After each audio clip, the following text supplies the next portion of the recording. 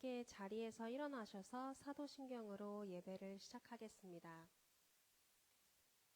전능하사 천지를 만드신 하나님 아버지를 내가 믿사오며 그 외아들 우리 주 예수 그리스도를 믿사오니 이는 성령으로 잉태하사 동전녀 마리아에게서 나시고 본디오 빌라도에게 고난을 받으사 십자가에 못 박혀 죽으시고 장사한 지 사흘 만에 죽은 자 가운데서 다시 살아나시며 하늘에 오르사 전능하신 하나님 우편에 앉아 계시다가 저리로서 산자와 죽은 자를 심판하러 오시리라. 성령을 믿사오며 거룩한 공회와 성도가 서로 교통하는 것과 죄를 사하여 주시는 것과 몸이 다시 사는 것과 영원히 사는 것을 믿사옵나이다. 아멘. 은혜가 충만하신 하나님 아버지, 부활하실 예수님을 기다리며 사순절 두 번째 예배로 모이게 하시니 감사합니다. 오늘 예배를 드리는 각 지체가 주님께서 기뻐하시는 교회로 서길 원합니다. 찬양 가운데 우리의 지친 마음 위로하시고 주님 주시는 말씀을 순종으로 받는 시간 되게 하여 주시옵소서. 주님의 성전을 향한 귀한 발걸음들 축복하여 주시고 예수님의 이름으로 기도드립니다. 아멘. 다 함께 신나게 박수 치시면서 찬양 부르시겠습니다.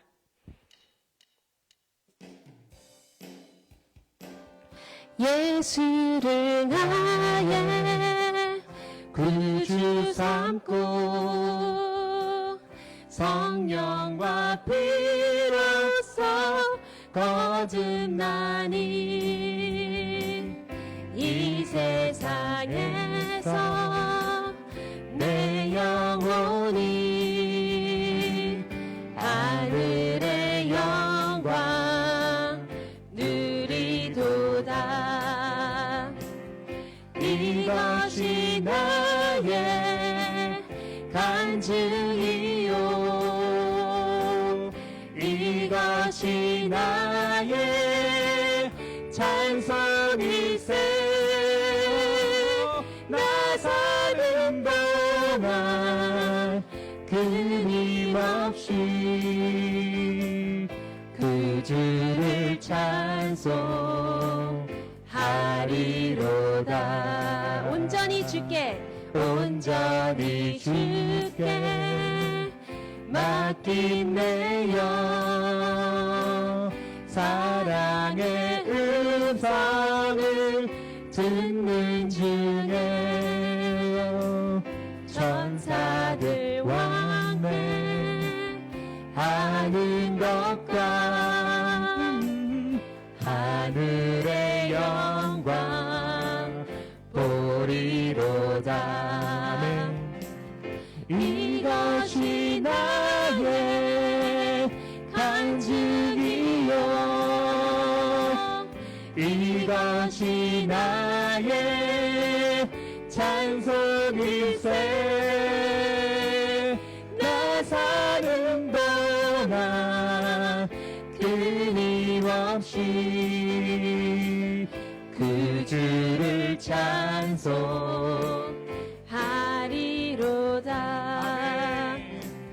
주 안의 기쁨 누림으로 아멘.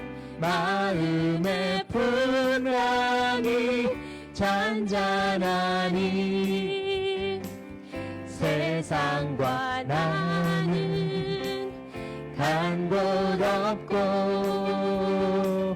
구속한 주만 보이도다. 아멘. 이것이 나의 간증이요 이것이 나의 찬송일세. 나 사는 동안 끊임없이 그 주를 찬송. 아멘. 이것이 나의 간증이요 이것이 나의 간증이요 이것이 나의 찬송일세. 나 사는 동안 없이 구주를 찬송하리로다.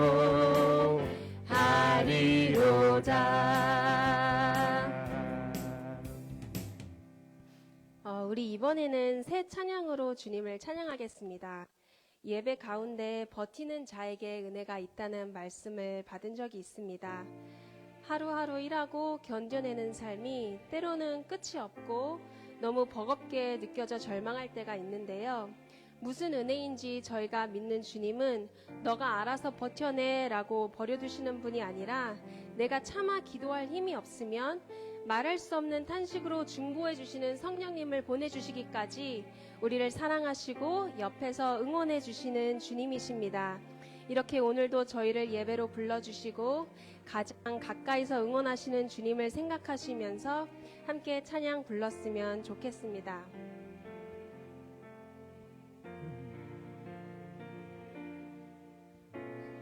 흐르는 시간이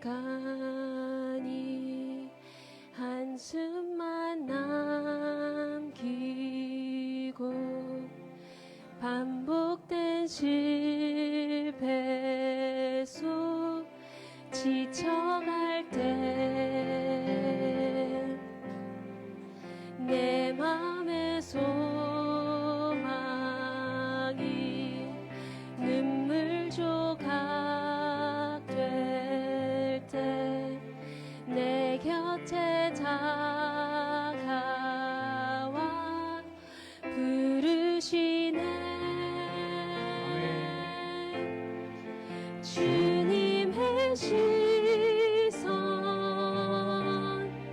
나를 비추시고 상처난 내 맘 만지시네.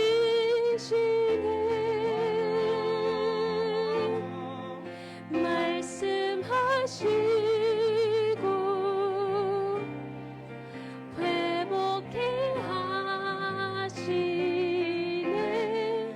주의 사랑이 다시 살게 하시네. 아멘. 흐르는 시간이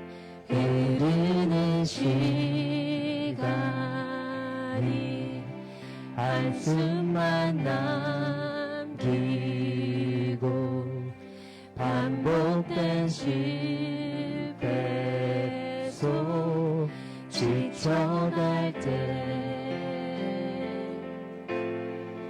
내 맘의 소망이 눈물 조각 될 때 내 곁에 다가와 부르시네. 주님의 시선 나를 비추시고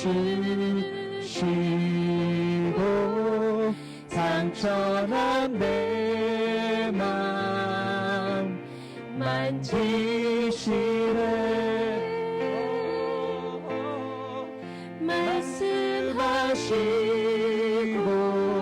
말씀하시고 회복해 하시네. 주의 사랑이 다시 살게 하시네. 주님의 시선 주님의 시선 나를 비추시고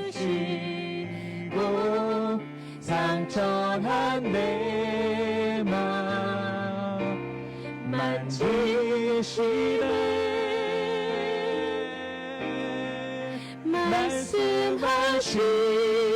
말씀하시고 회복해 하시네.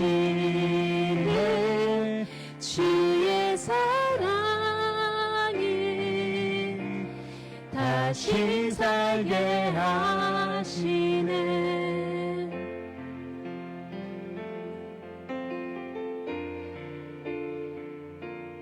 예수의 이름으로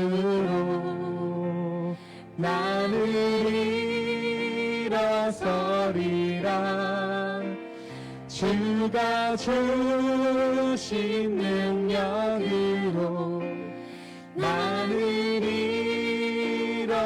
일어서리라. 원수가 날 향해 와도 쓰러지지 않으리. 주가 주신 능력으로 주가 주신 능력으로 주가 주신 능력으로 일어서리. 예수의 이름으로 예수의 이름으로 나는 일어서리라. 주가 주신 능력으로 나는 일어서리라. 원수가 날 향해 와도 쓰러지지 않으리. 주가 주신 능력으로 주가 주신 능력으로 주가 주신 능력으로 일어서리. 이 시간 주님의 교회와 예배를 위해 함께 기도했으면 좋겠습니다. 주님, 오늘 예배 가운데 각 사람이 주님 앞에 마음과 삶을 쏟아내고 주님의 새 영으로 회복받는 시간 되게 하여 주시옵소서. 함께 드려지는 어린이 예배와 주일 예배 가운데 주실 은혜를 놓고 함께 기도하시겠습니다.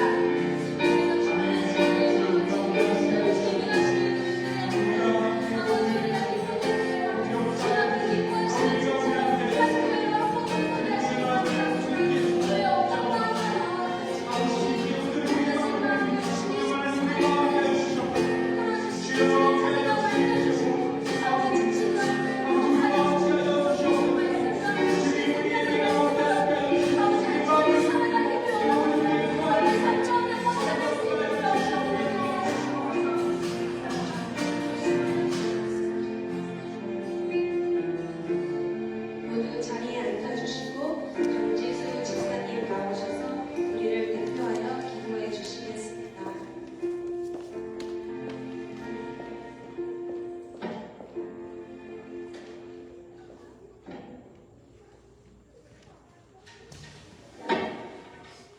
기도하겠습니다. 사랑하는 내가 많으신 주님, 이렇게 또 하루를 허락하시어 예배 자리에 불러주시니 참으로 감사합니다. 온 마음으로 나의 주를 찬양하고 바라볼 수 있는 예배 되게 하옵시고, 주님의 말씀을 기대하고 순종하는 저희 되게 하옵시고, 살아계신 하나님께 영광 돌리는 귀한 시간 되게 허락하시옵소서. 지금 사순절 기간 동안 우리의 죄를 대속하신 예수님의 십자가의 은혜를 생각하며 말씀과 기도로 또 필사로 하나님과 더 가까워지는 시간 될 수 있도록 인도하여 주시옵소서. 주님은 아버지께로 돌아가실 때가 있는 줄 아시고 제자들의 발을 씻기시며 이와 같이 하여 서로 사랑하라 하셨고 또 몸을 받아먹고 피를 마시어 기억하라 하셨습니다. 이로써 우리는 늘 주님을 모실 수 있게 되었고 주님의 삶에 참여할 수 있게 되었습니다. 주님은 지극히 작은 자들을 씻기고 고치고 살리며 사랑으로 섬기셨습니다. 지금 우리가 사는 이 세상 동안 예수님께서 십자가로 박혀 돌아가시던 유대사회처럼 정치적, 종교적, 사회적으로 많은 위기에 빠져 있고 또 그 안에서 부와 권력 같은 대립, 투쟁, 분열, 정쟁 등으로 서로를 천성에 밟으며 오로지 나의 힘만을 바라보며 사는 사람들이 많아지고 있습니다. 이러한 세상을 서로를 분명히 여기게 하시어 이 땅의 정의와 평화, 평등이 흐르게 하시옵소서. 십자가의 죽으심으로 우리를 구원해 주신 주님을 닮아 우리도 다른 이들의 발을 씻겨주며 그들을 위하여 희생할 수 있는 삶을 살아가게 하시옵고 세상 속에서 나와 나의 십자가를 지고 주님 뒤를 따라갈 수 있는 사순절 기간이 되게 하시고 또 예수님을 더 알아보며 발견할 수 있는 은혜를 허락하여 주시옵소서. 오늘도 이 강단 위에서 주님의 말씀을 전파하시는 장준신 목사님께 성령 충만하게 하시어 우리들의 마음이 주님의 보혈로 채워지게 하시옵고 주님이 몸된 교회를 위하여 쓰는 기쁨의 교회 성도 한 명 한 명을 기억하여 주시옵소서. 이 모든 말씀 고난받으사 십자가에 죽으신 죽은 자 가운데서 다시 살아나신 우리 주 예수 그리스도 이름으로 기도합니다. 아멘.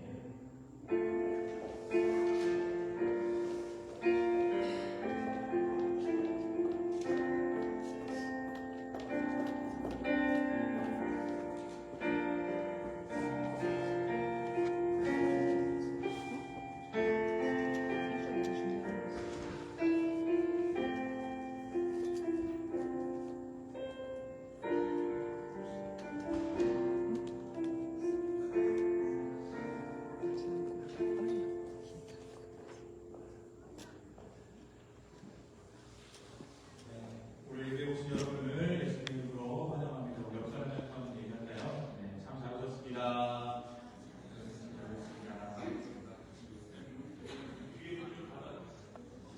신경 쓰여서 설교를 성격이 네, 오늘 예배 후에는 성경 공부로 함께 하겠습니다. 혹시라도 부활절에 유아세례, 세례, 입교를 원하시는 분들은 저에게 말씀해 주시기 바랍니다. 입교는 이전에 유아세례를 받으셨던 분이 이제 나의 신앙으로 이 교회와 함께 나의 신앙을 성장해 나가게 라고 그런 신앙의 생활을 원하시는 분들이 하시는 거예요. 그래서 어렸을 때 유아세례를 받으셨거나 유아세례를 아이에게 주고 싶으시거나 세례를 원하시는 분들은 저에게 말씀해 주시면 우리 부활절에 함께 세례식을 거행하도록 하겠습니다. 사순절 성경 쓰기에 계속해서 동참해 주시기를 부탁드립니다. 우리 지난 주간에 원래 예정돼 있었던 금요 찬양과 기도의 밤은 이번 주 금요일 저녁 7시 호프채플에서 함께 예배하도록 하겠습니다. 우리 이 시간 옆 사람을 향해서 함께 축복하며 시간 주님께 영광 돌립니다.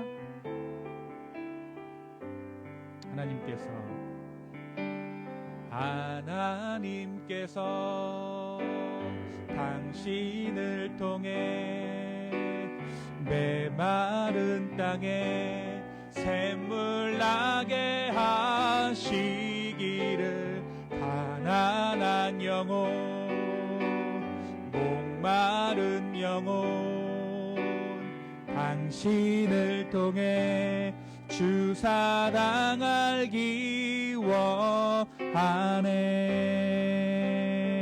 원하네. 이 시간 우리 최윤석 집사님 나오셔서 성경 봉독 도와주시도록 하겠습니다.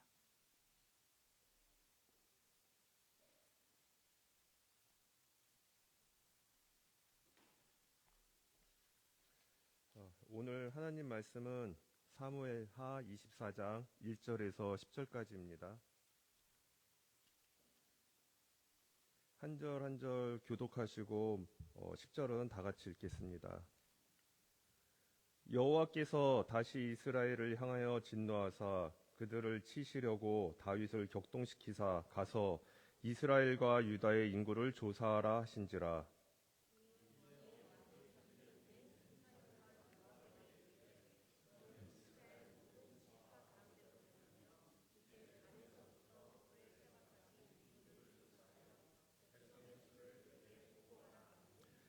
요압이 왕께 아뢰되 이 백성이 얼마든지 왕의 하나님 여호와께서 100배나 더하게 하사 내 주 왕의 눈으로 보게 하시기를 원하나이다. 그런데 내 주 왕은 어찌하여 이런 일을 기뻐하시나이까 하되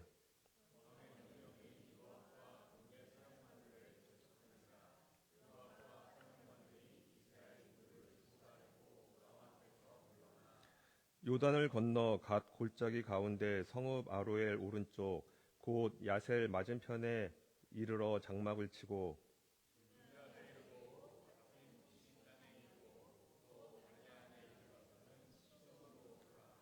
두로 견고한 성에 이르고 히윗 사람과 가나안 사람의 모든 성읍에 이르고 유다 남쪽으로 나와 브에세바에 이르니라.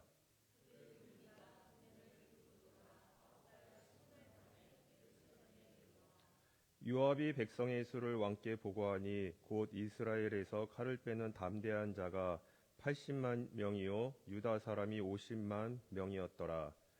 다윗이 백성을 조사한 후에 그의 마음에 자책하고 다윗이 여호와께 아뢰되 내가 이 일을 행함으로 큰 죄를 범하였나이다. 여호와여 이제 간구하옵나니 종의 죄를 사하여 주옵소서. 내가 심히 미련하게 행하였나이다 하니라. 아멘.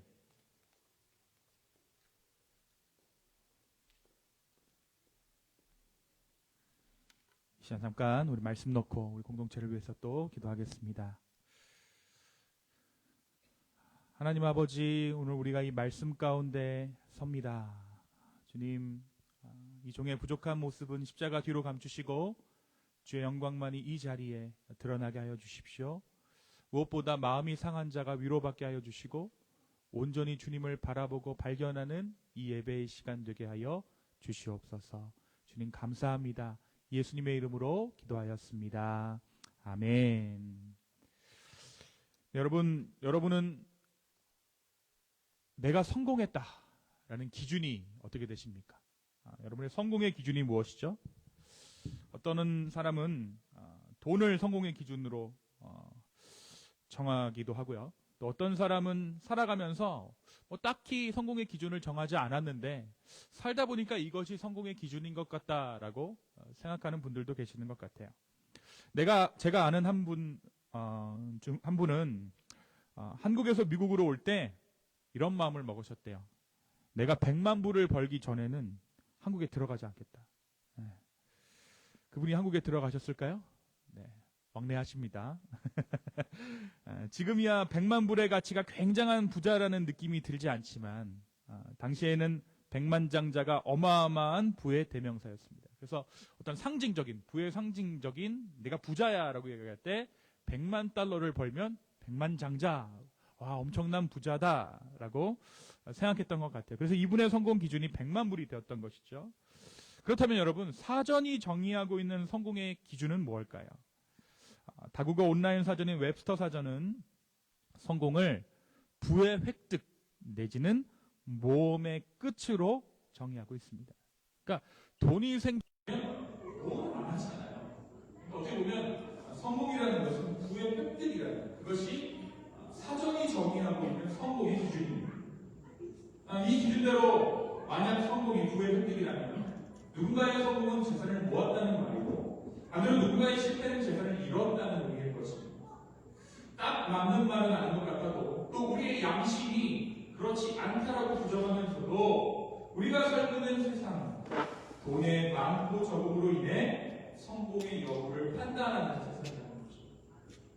여러분 아닌 것처럼 여기 앉아 계셔도 여러분 다 그 기준으로 살고 계신 거 압니다.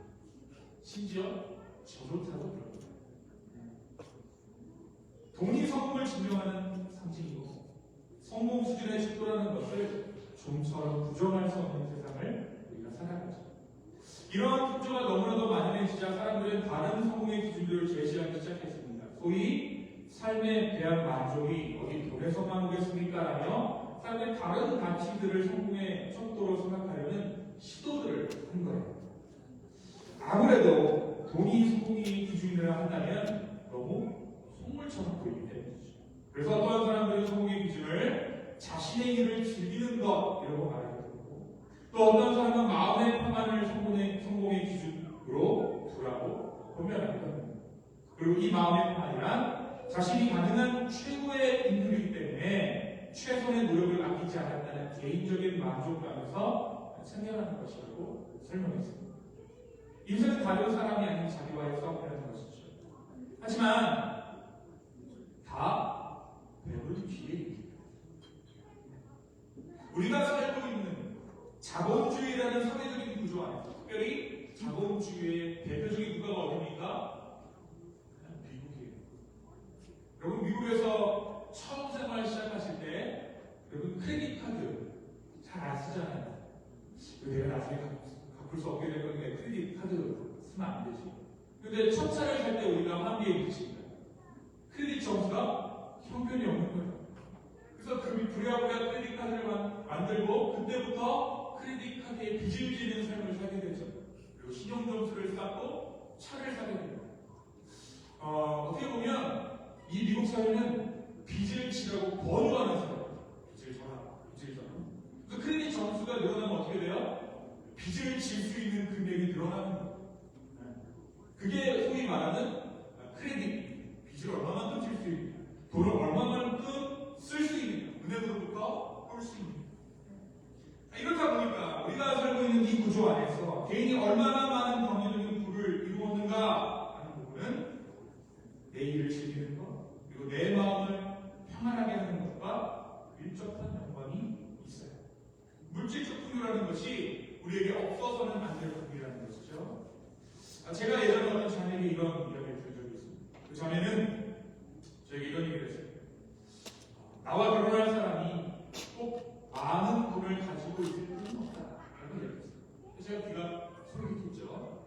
그래서 저는 그 자매가 참 소탈한 사람이구나 라고 생각했습니다. 근데 이어지는 말이 참 아이러니했습니다. 뭐라고 얘기했냐면 나는 많은 돈을 바라지는 않아요. 그냥 적당한 집에서 그냥 어쩌다 명품백 하나 정도 가지고 원할 때 여행 갈 정도의 여유만 있어도 된다 라고 이야기했습니다. 제가 속으로 이렇게 생각했죠. 그게 부자야. 그게 부자란다. 그러면서 시집가기는 좀 곤란하겠구나 라는 생각을 한 적이 있어요. 그렇습니다.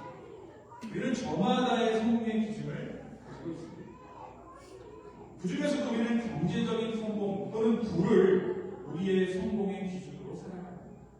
지갑에 얼마가 있는가, 또 노후를 보낼 만한 충분한 여유가 있는가, 이러한 것들은 우리가 살아가는 동안에 포기할 수 없는 부분이겠죠. 어찌 보면 우리가 주님을 따라가면서도 우리는 이 부분에 대해서 신경 쓰이지 않을 수가 없습니다. 우리가 신실하게 신앙생활하지만 그럼에도 불구하고 우리는 이 세상을 살아가는 생활인이기 때문에 그렇습니다.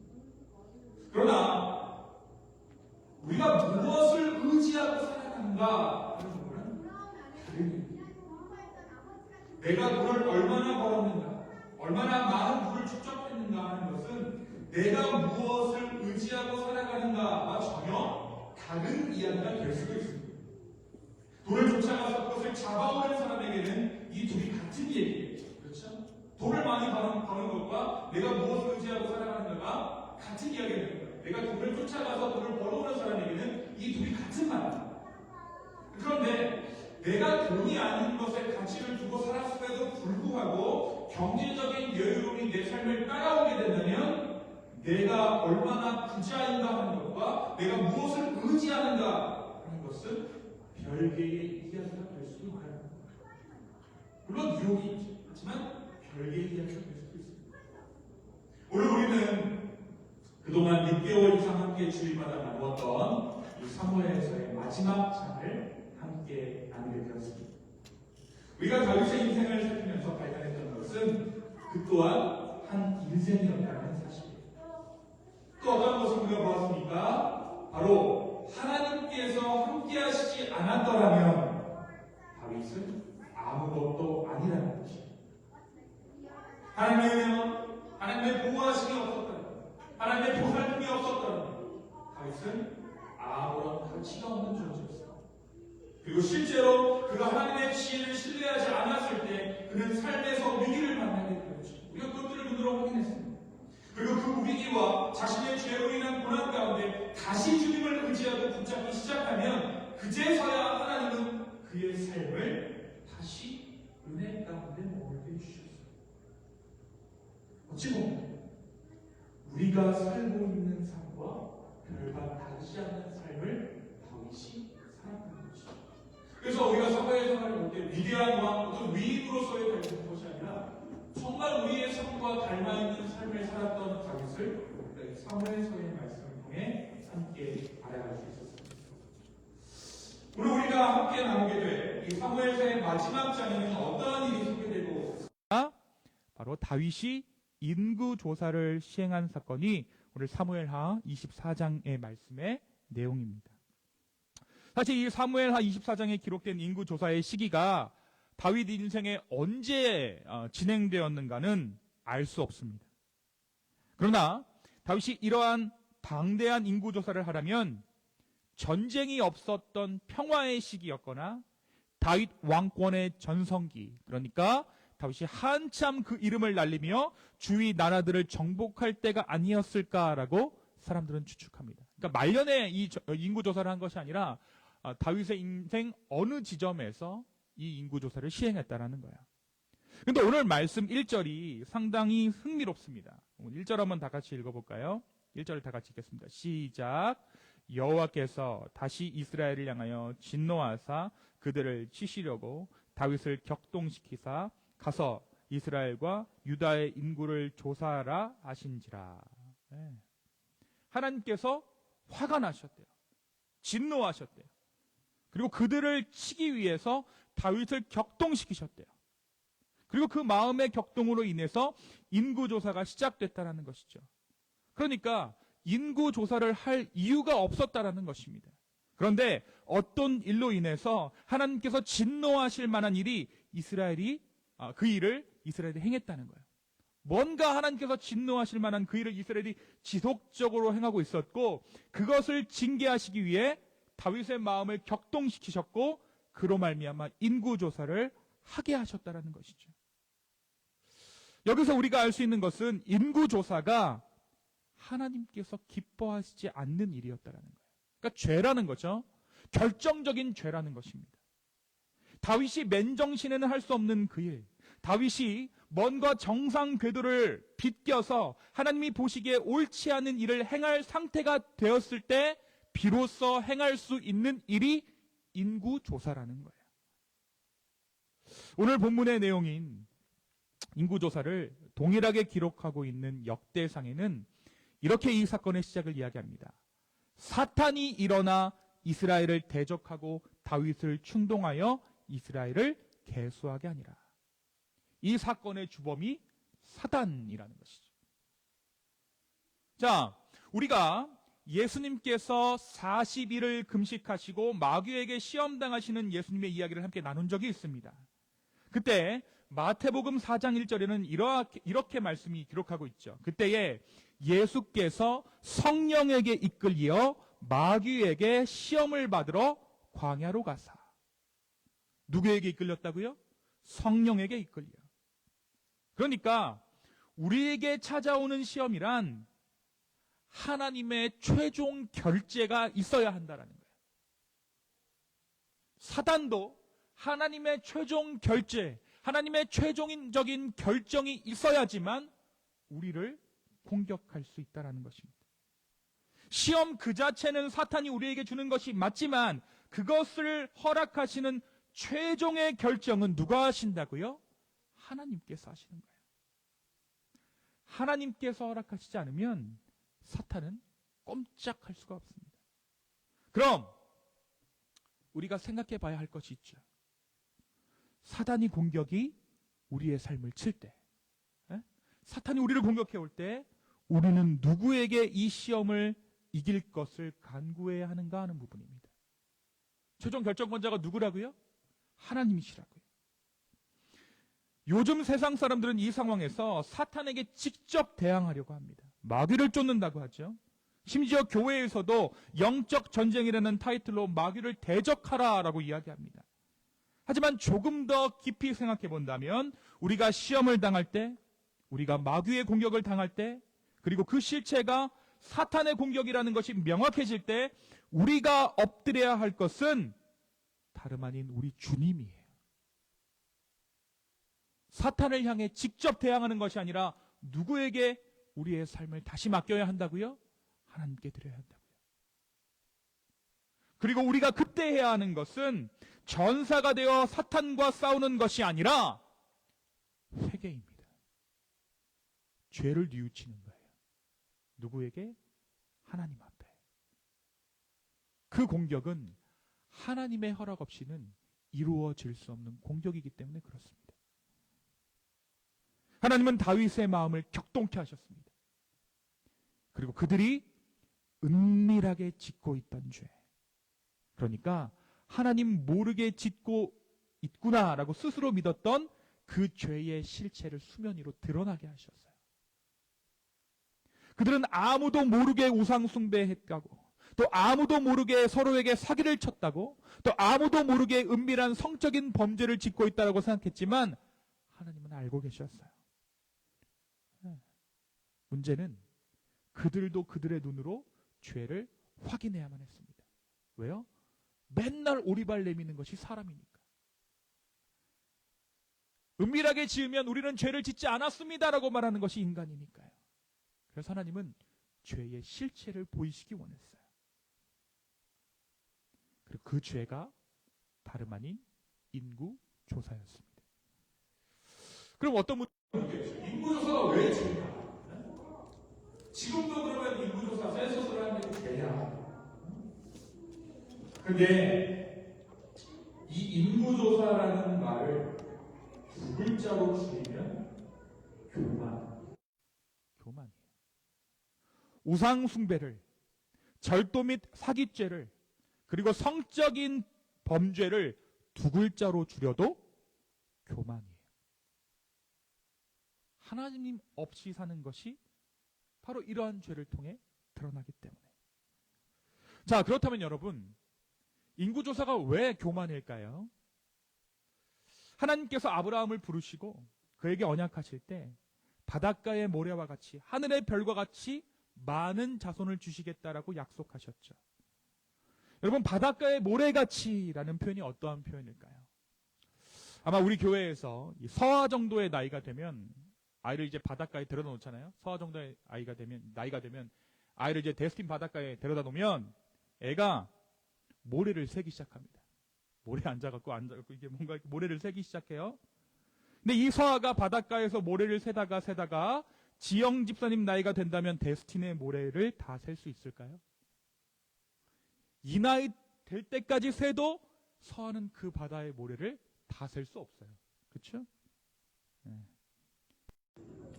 하나님께서 바닷가의 모래와 같은 자손을 주시겠다라고 약속하신 것은 셀 수 없는 것을 주시겠다는 거예요. 너의 머리로는, 너의 능력으로는 감히 셀 수 없는, 헤아릴 수 없는 것, 그러니까 은혜로 이 자손들을 주시겠다라는 거죠. 내가 너에게 은혜를 주겠다. 셀 수 없는 자손들을 주겠다라는 것입니다. 너희 자손들은 너희에게 은혜가 될 것이다 라는 의미죠. 그런데 오늘 다윗이 그 은혜를 손으로 세기 시작합니다. 하나님의 은혜를 손에 잡히는 무엇으로? 손으로 세기 시작한 거예요. 그래서 사실 하나님의 백성, 그러니까 이스라엘 백성들을, 그 사람들의 수를 세는 것은 재앙을 불러일으킨다라는 생각이 일찍부터 있었어요. 그래서 모세 때 보면요, 어떤 일이 있냐면 인구조사 하거든요. 가나안 땅을 앞두고 인구조사합니다. 그때 뭘 하냐면 사람의 수만큼 속전을 드려요. 하나님께. 그리고 나서 이 인구조사를 시행해요. 여러분, 이와 같은 사실을 다윗이 몰랐을 리 없습니다. 하지만 다윗은 이 일을 감행합니다. 더욱이 이스라엘의 전쟁사를 보면 이스라엘의 전쟁은 한 번도 숫자에 관련된 싸움이 아니었어요. 하나님을 의지하면 승리하고 숫자를 의지하면 지는 것이 이스라엘의 전쟁사입니다. 여리고성에서는 승리하고 아이성을 패배했던 것이 바로 이스라엘의 전쟁이죠. 여러분, 다윗의 역사에서 다윗이 역사의 전면에 등장하게 된 것도 블레셋 전투 때 누구를 이겼습니까? 골리앗을 이겼잖아요. 바로 그때 다윗이 골리앗을 쓰러뜨린 것은 다윗이 물맷돌을 기가 막히게 잘 던져서 골리앗이 쓰러진 게 아니에요. 물맷돌의 선수여서 골리앗이 쓰러진 게 아니라고요. 왜 골리앗을 물러뜨릴 수 있었습니까? 네, 하나님의 이름으로 나아갔죠. 하나님만을 의지했습니다. 그래서 골리앗이 다윗이 던진 물맷돌에 죽을 수밖에 없었다는 거예요. 우리가 이 말씀 듣고 은혜 받아서 물맷돌 던지는 연습을 해서는 안 될 이유입니다. 아우, 그럼 내가 물맷돌 한번 잘 던져봐야 집에 가서 연습 안 된다라는 거예요. 다윗은 이 사실을 잊었습니다. 신하들이 이 일을 말립니다. 요압이 말려요. 그런데 다윗이 끝끝내 인구조사를 단행합니다. 여기서 우리가 알 수 있는 또 하나의 대목은 죄는 어쩌다 쓱 하고 짓는 것이 아니에요. 반드시 깊이 잃고 내 의지적으로 짓고야 마는 것이 죄입니다. 사람은 꿋꿋하게 선을 행하는 존재가 아니라 꿋꿋하게 죄를 짓는 존재라는 것을 다윗이 보여주고 있는 거예요. 이 조사가 무려 9개월 20일 동안 이루어졌습니다. 인구조사가 9개월 20일 동안 이루어져요.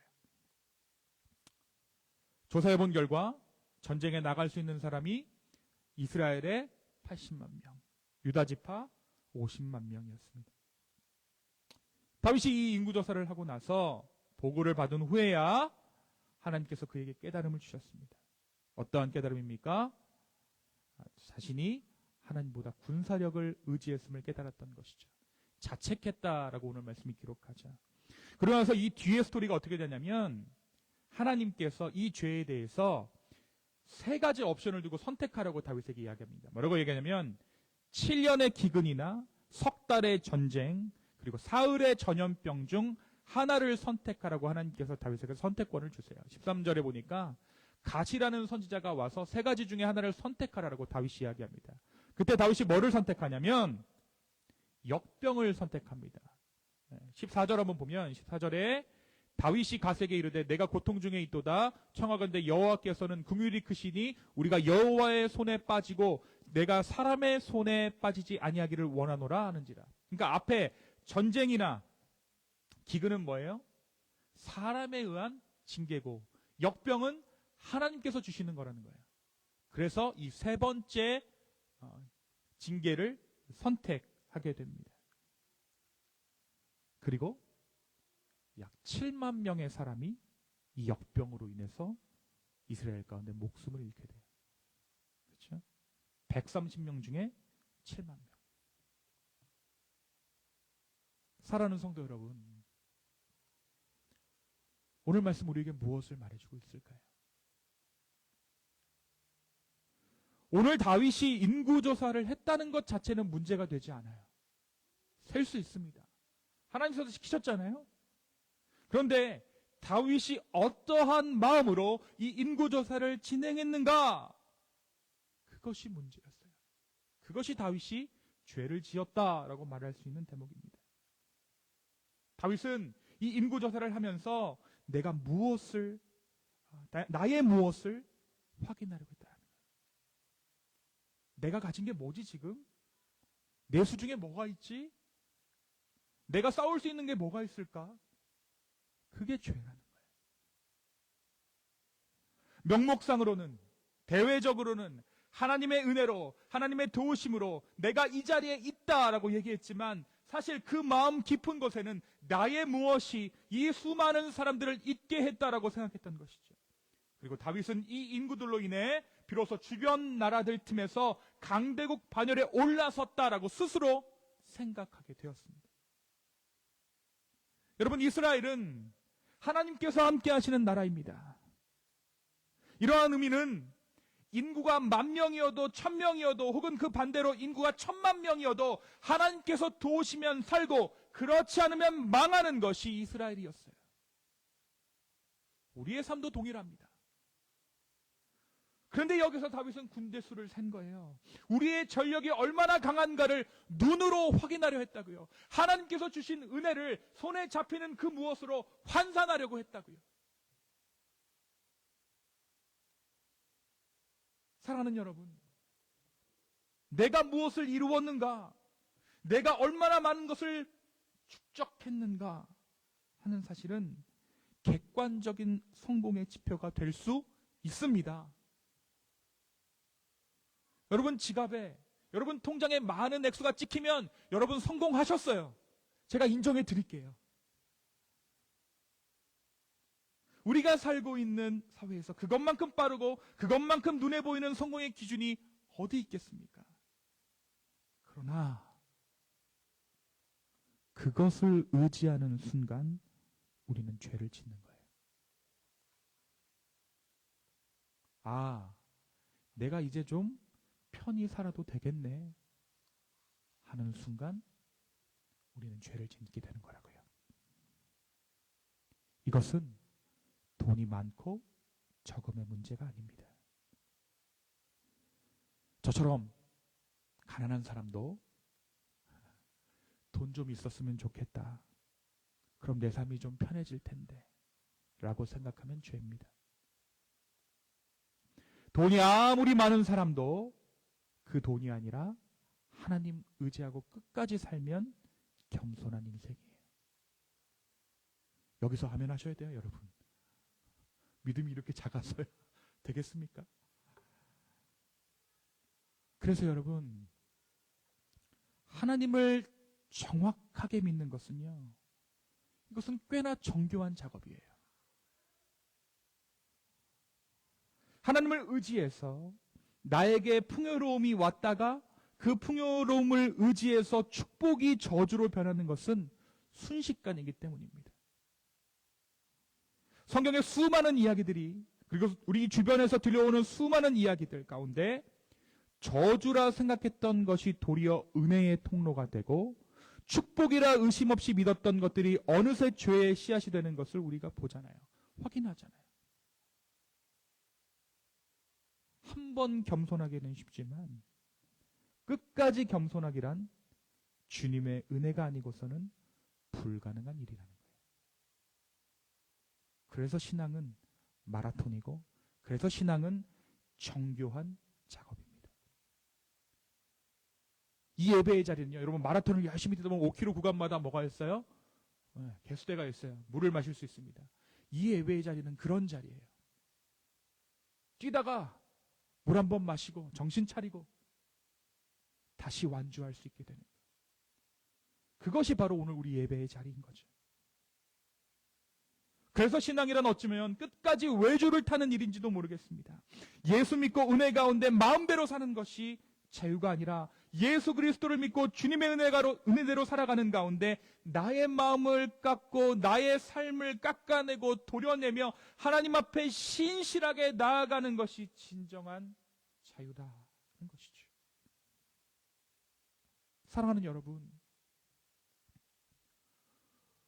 오늘 우리가 이 사무엘하 끝내잖아요. 그죠? 마지막 말씀이에요. 사무엘하 24장의 말씀입니다. 그런데 이 사무엘하 말씀을 마무리하면서 왜 사무엘서의 기자는 다윗이라는 위대한 왕의 역사를 마무리하는 가운데 다른 위대한 업적들을 말하는 것이 아니라 죄로 끝났다라고 이야기할까요? 잘한 거 많잖아요. 그렇죠? 다윗이 잘한 건 너무나도 많은데 왜 다윗의 일대기를 그리면서 맨 마지막에 죄를 짓고 끝난 왕으로 이 말씀을 마무리하고 있을까요? 더욱이 성경은요, 다윗만큼 선한 왕이 없었다라고 규정하고 있어요. 그런데 이 마지막 장은 죄의 장입니다. 그의 죄가 기록되어져 있어요. 아무리 훌륭한 다윗이라도 그 본질은 뭐예요? 죄인이라는 거예요. 아무리 훌륭한 다윗이라도 먼 훗날 이 땅 가운데 오실 메시아가 필요한 존재라는 것이죠.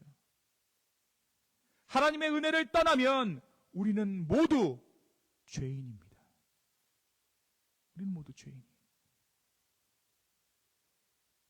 우리는 쉴 새 없이 우리의 마음을 빼앗깁니다. 사실 이것이 주님을 따르는 자들이 가장 주의해야 할 지점이죠. 제가 어떤 분에게 들은 얘기인데, 뱀이 하나님의 저주를 받습니다. 그죠? 뱀이 저주를 받고 뱀을 저주하시면서 하나님께서 뭐라고 말씀하시냐면 흙을 먹게 될 것이다 라고 이야기해요. 근데 우리가 하나님의 은혜가 빠지면 우리 존재가 뭐가 되죠? 흙이잖아요.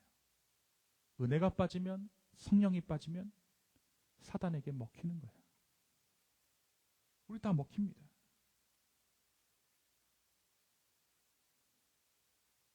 잘 살고 있는 것처럼 생각됐는데 주님 만난 것도 같고 비로소 내가 신앙 안에서 돈이나 경제적인 무엇이 아니라 진짜 주님만을 목표로 살아갈 수 있게 됐구나라고 내심 내 마음 가운데 만족함이 찾아오는 그 시점에 교회에서 어떤 사람이 이렇게 물어보는 거예요.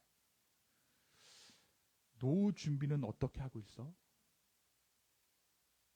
아니면 내 노후 준비를 얘기하는 거예요. 은근히 얘기하는. 그럼 나도 저렇게 노후 준비를 해야 되나? 또는 자신의 투자 근황을 이야기하는 누군가의 이야기를 듣게 되었을 때, 맞아. 나도 저렇게 살아야 되는데. 라는 생각을 하면서 이제껏 받았던 은혜, 이제껏 내가 누려왔던 신앙 가운데의 자유함은 사라지고 순식간에 어떻게 돼요? 배경이 어두워지는 거예요. 에덴에서 쫓겨나는 겁니다. 이 더글로리라는 드라마 여러분 보셨는지 모르겠는데 순식간에 뒷배경이 바뀌잖아요. 그죠? 천국에서 갑자기 뒷배경이 타락한 지옥으로 바뀌게 되는 거예요. 그 말을 듣는 순간. 그러면서 소위 현실적인 생각들로 잠식돼 버립니다. 바로 그때 내가 받은 은혜, 내가 세워두었던 새로운 가치들은 조각조각 갈라져서 영혼의 심연으로 잠식되어져 버리고 다시 내 삶은 눈에 보이는 무엇을 좇기 시작합니다. 저는 이것이 교회 안에서 주의해야 할 가장 독한 누룩이라고 생각합니다. 여러분, 누룩은 눈에 보이지 않죠. 재료에 스미는 것이 누룩입니다. 이 누룩이 교회 안에 그리고 성도 안에 스미게 되면 우리는 은혜 받지만 이내 표류하고 마는 것입니다. 사단은 오늘 이 예배가 끝나는 직후부터 우리를 공격할 것입니다. 그래서 공동체가 필요합니다. 그래서 기도해야 합니다. 사랑하는 성도 여러분, 주님을 의지하십시오. 의지하시되 끝까지 의지하시기 바랍니다. 다윗은 의지하는 것에 성공했나요? 실패했나요? 다윗은 실패했어요. 또 우리는 성공할 거예요. 왜? 누가 우리 안에 계심으로? 예수 그리스도께서 우리 안에 계심으로. 여러분, 집에 가서 통장 잔고 한번 찍어보세요. 그런데 그것이 여러분의 인생을 좌지우지하는 것이 아니라 하나님의 신실하심이 여러분의 인생을 끝까지 책임지실 것입니다. 혹시라도 우리의 삶 가운데 넘어진 자들이 있다면 다시 한번 이 말씀 붙잡는 이 아침 되기를 소망합니다. 혹시라도 주님의 은혜를 간구하며 주님 앞에 다시 한번 나아가고자 하는 자들이 있다면 오늘 우리가 찬양하는 가운데 예배 가운데 주님께서 다시 한번 우리의 삶 가운데 은혜 주시기를 소망합니다. 이 시간 함께 기도하겠습니다.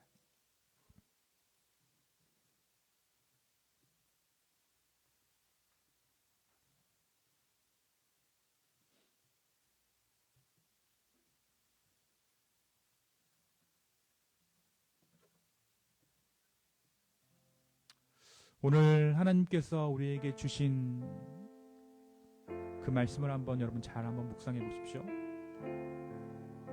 그리고 어떻게 우리가 주님 앞에 나아가야 하는가 그것에 대해서 좀 생각하며 묵상했으면 좋겠습니다. 내가 무엇을 의지하고 있는가 스스로에게 물어보십시오. 오늘 이 아침 주님께서 친히 가르쳐 주실 것입니다. 그리고 주님을 다시 붙잡으십시오. 이 시간 함께 주님께 기도하며 나아가겠습니다. 함께 기도합시다.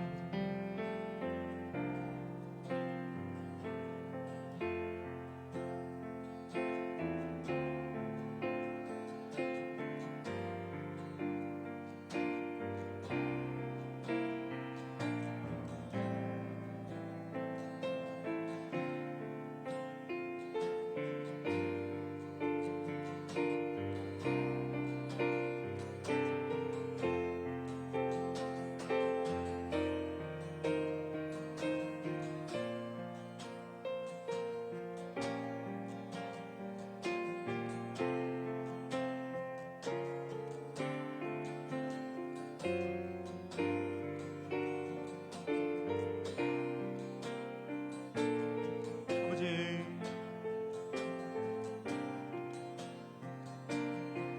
그 자리에서 일어나셔서 함께 찬양하며 나아가겠습니다. 예수의 능력으로, 예수의 이름으로 나는 일어서리라.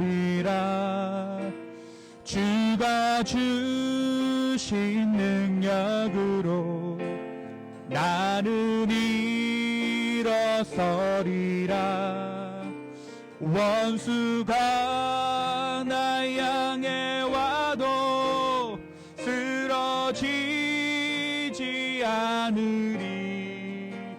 주가 주신 능력으로, 주가 주신 능력으로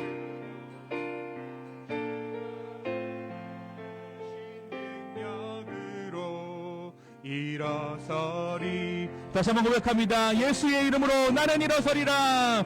예수의 이름으로 나는 일어서리라. 주가 주신 능력으로 나는 일어서리라. 원수가 날 향해 와도 쓰러지지 않으리. 주가 주신 능력으로, 주가 주신 능력으로, 주가 주신 능력으로 일어서리. 주님, 예수의 이름으로 우리가 일어서겠습니다. 주님의 능력으로 우리가 일어서겠습니다. 원수가 날 향해 와도, 사단이 나를 공격해도 내가 쓰러지지 않을 것은 주님께서 나를 붙드시기 때문입니다. 주가 주신 능력으로, 주가 주신 예수 그리스도의 능력으로 우리가 일어서겠습니다. 주여, 우리를 긍휼히 여겨 주십시오. 주여, 우리를 불쌍히 여겨 주십시오. 끝까지 주님의 은혜만을 구하는 자들 되게 하여 주시옵소서. 교만하지 아니하고 끝까지 주를 따라가는 기쁨의 교회 되게 하여 주시옵소서. 지금 특별히 우리가 재물을 의지하지 않겠다, 우리가 가진 돈 의지하지 않겠다라는 마음으로 이 시간 이 예물을 주님께 드립니다. 예물이 쓰이는 곳곳마다 주의 영광 드러나게 하여 주시고, 사람의 일이 아니라 주님께서 이루시는 그 일을 보게 하여 주시옵소서. 이제는 우리 하나님의 사랑과 예수 그리스도의 은혜와 성령님의 감화 감동 교통하심이 나의 무엇을 의지하는 것이 아니라 주님의 은혜만을 의지하기를 소망하는 우리 기쁨의 교회 성도분들 머리 위에 이제부터 영원까지 함께 계실지어다. 아멘.